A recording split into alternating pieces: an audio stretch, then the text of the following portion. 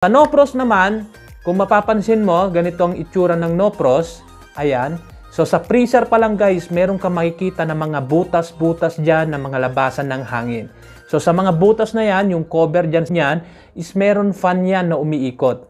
So yung fan na yon is yun yung nagpapalamig at nagse-circulate dun sa ating freezer. So yung mga butas na yan, halimbawa, ang nabili mo is no-frost. Ang no-frost guys, maganda ito sa pangbahay or personal lang.